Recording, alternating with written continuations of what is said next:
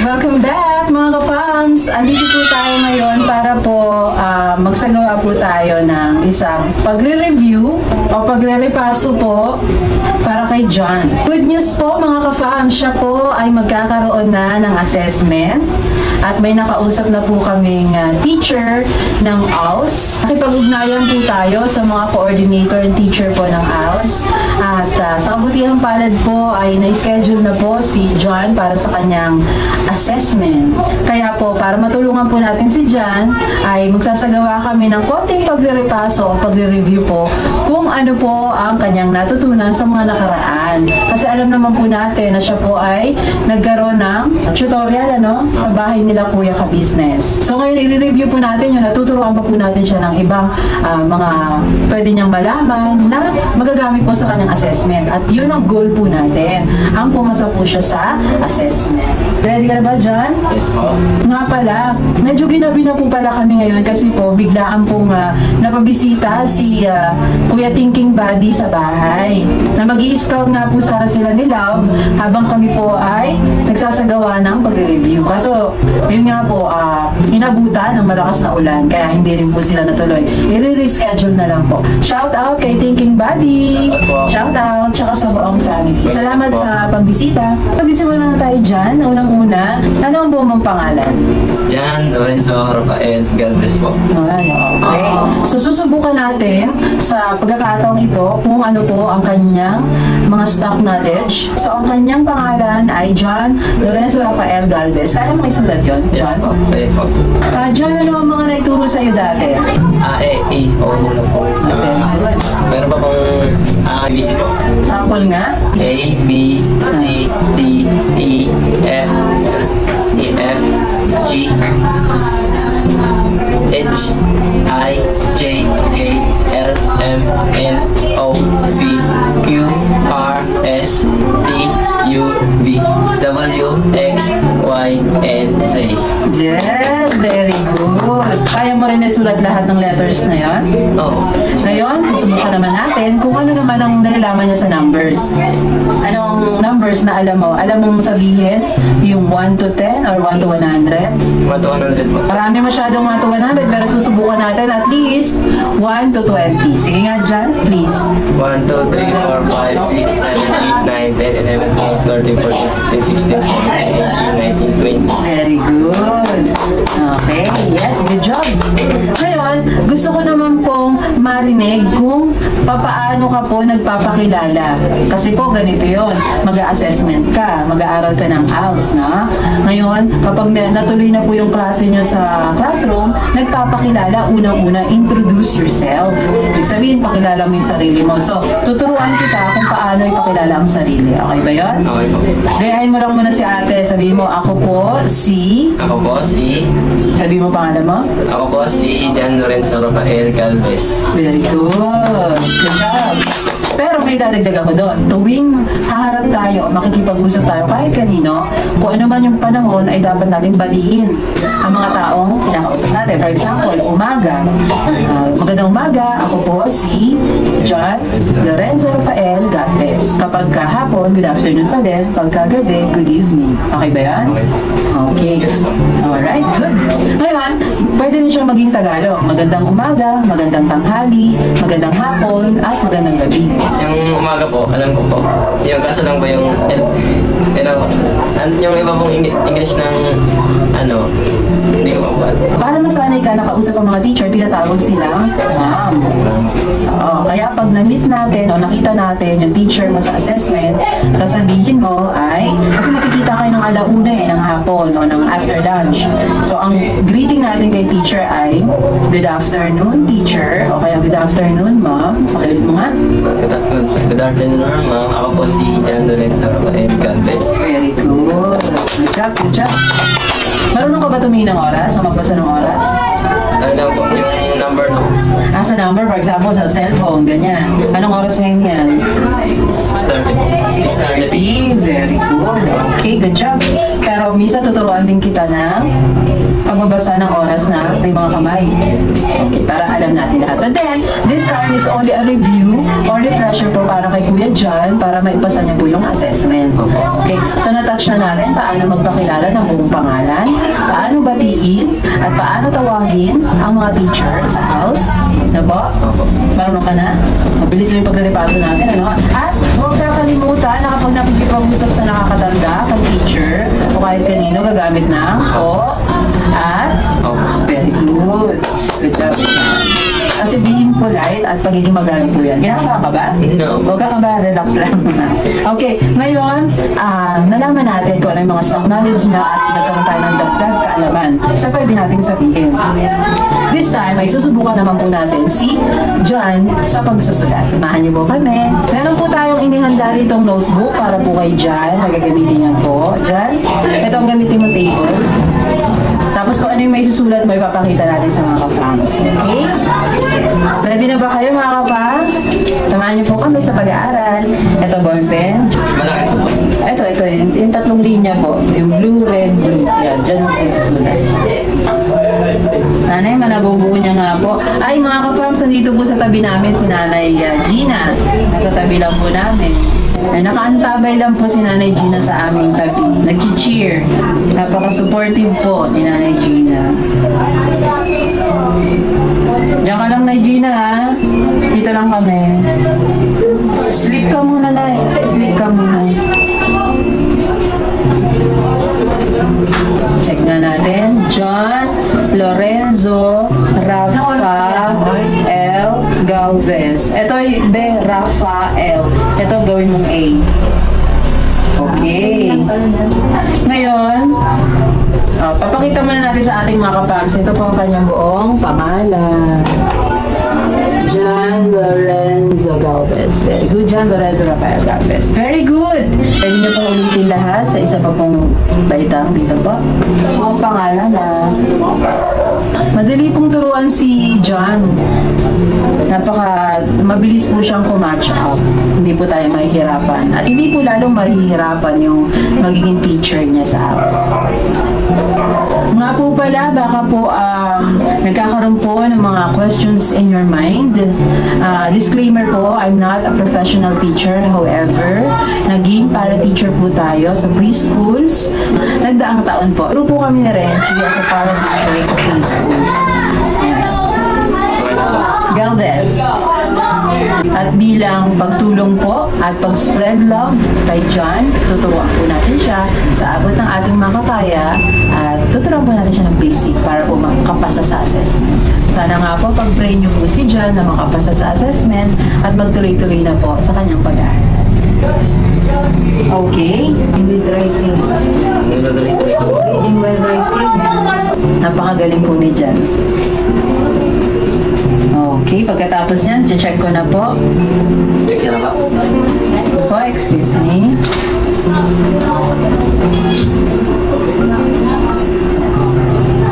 Very good.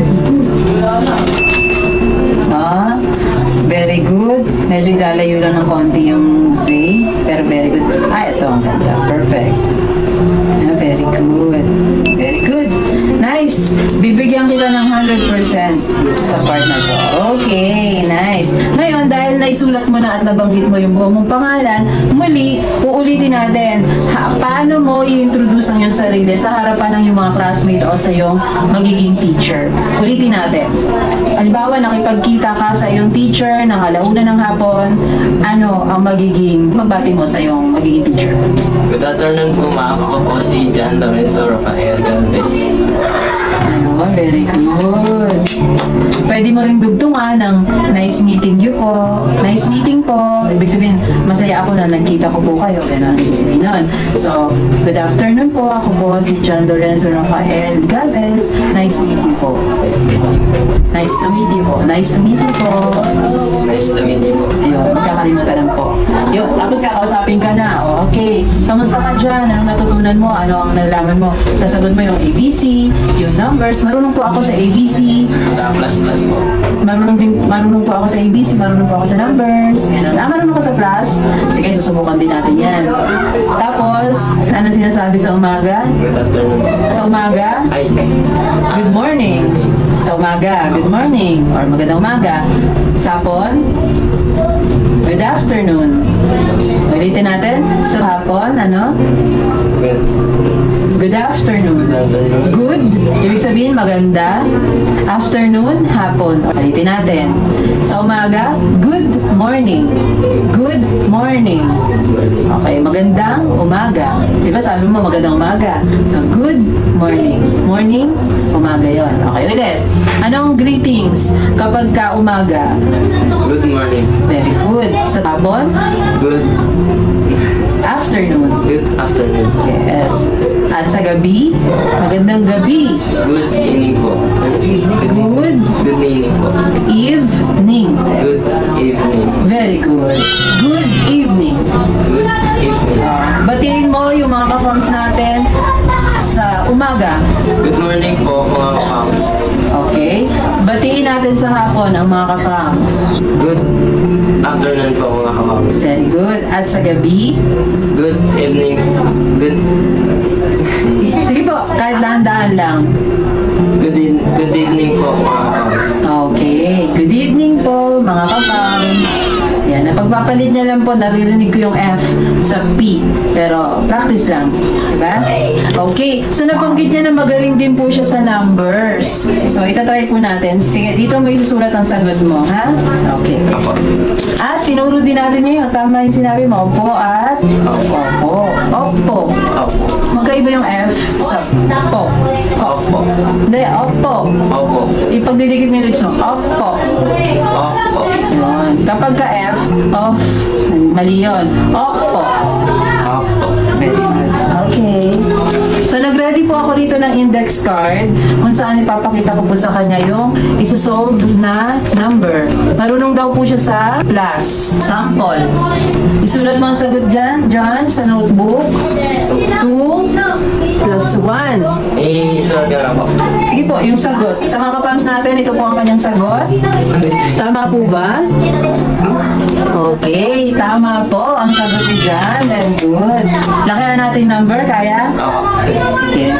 Ang pangalawang tanong ay 24 plus 6 is equal to, ano ang sagot natin dyan? Ito ang tanong. Ano ang sagot? 24 plus 6. 30 po. Okay, ito po ang sagot niya. Wala pong binabago. Yan po. 30. Tama po kaya ang sagot niya, mga kapams? Yes, tama po ang sagot niya. Very good.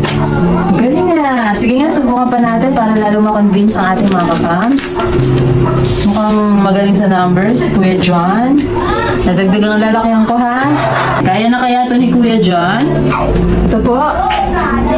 169 plus 184. Diyan. Paano sagutan po yan? Go. Magaling po ito si Jan eh. Wait lang po. Sige po, basta mag-start ka sa blue, red, blue.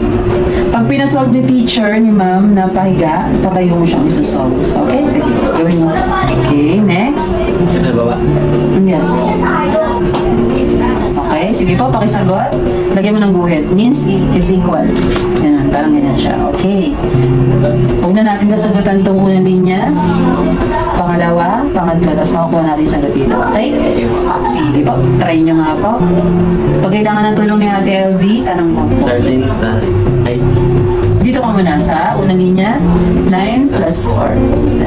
So, ang sagot? Yan. 9 plus 4? Hindi, 9 plus 4 ilan? 13. 13. Susulat natin yung 3 dito. Carry 1. Lagyan mo ng carry 1 para matandaan mo siya. Next line. 6 plus 8. 6 plus 8, ilan po? 8 plus 6, ay 6 plus 8 pa lang po. Ilan? 14. Okay, plus 1. 15. Okay, sulat. Okay. 15 siya means, nagpa siya sa 10, ibig sabihin, yung carry 1, ilalagay natin dito sa next line. Yan, sa susunod na yan. Okay, next, 1 plus 1 plus 1 equal to Plus 3 po. okay, sige, pakisulat po. Ang sagot po ni John sa 169 plus 184 ay 353. Yan po. Yung mga pakeri-keri pa. Tingnan natin kung tama ito. 13, 14, 15. Tingnan natin kung tama. Tama! Yes, very good. 100%. More practice pa dyan at marami ka pang matututunan sa math. Madali lang naman ang math, kailangan lang ng practice. Yes. At, syempre po, sana nag-enjoy po kayo sa ginawa namin pag-review, pero repesohin po natin ano ang natutunan mo sa akin na to. Sa lahat ng ating mga ginawa. Sa pag-bati po sa magandang umaga, tsaka sa pangalan ko po na nasulot ko na po. Nagbo po. Yes. Tapos, po, sa plus po. Okay. At may dadagdag po tayo, maliban sa greetings ng good morning, good afternoon, and good evening, kapag tayo ay makikisuyo kahit kanino, gagamit po tayo ng salitang pakiusap or please. For example, John, pakikuha naman yung ballpen, please. Ang sabi ko, John, pakikuha nga yung ballpen, please. Pakibigay sa akin, please. Pag binigay niyo na po sa akin, another day tuturo ko sa iyo dyan ay magpasalamat. Thank you. Ganyan. So, binigay mo na sa akin, sabihin ko sa iyo, ay thank you. Tapos sasagot ka na, you're welcome po. You're welcome. Balitin natin. Sige nga. Okay, John, pakiabot nga yung notebook, please. Ayan. Thank you, John. You're welcome po. Okay, very good. May natutunan ka pa sa araw na to? Marami. Good luck sa iyong assessment at sana ay makapag-start ka na ng pag-aaral. Excited? Yes po. Alright. Huwag mag-aalala, nandito ang ate at kuya, tutulungan ka at i-guide ka, okay? Sa anumang questions. But this time, ang goal natin ay maipasa po ang assessment. Mukhang kinakabahan po si John. Kinakabahan? Hindi na ako. Excited lang. At saka may tinuro si ate pa na isa. Tatawagin ma'am, ma-teacher, yung mga teacher natin na makakaharap sa assessment. Kasi mga teachers sila. Okay? Alright? Pag-pray po natin makapasa sa assessment para mag-start na po si John ng kanyang pag-aaral. Maka-move forward na po sa next step. Okay po? Hanggang sa muli po, spread love araw-araw. Salamat po sa pagsama niyo po sa amin ngayong gabi sa aming pag-review with John para po sa kanyang assessment. Hanggang sa muli po mga ka-fams, spread love araw-araw. Good vibes araw-araw. Dito lang po yan sa Everyone's Family. Bye! God bless po. Nanay Gina, napaka-supportive po talaga. Oh, dito lang yun.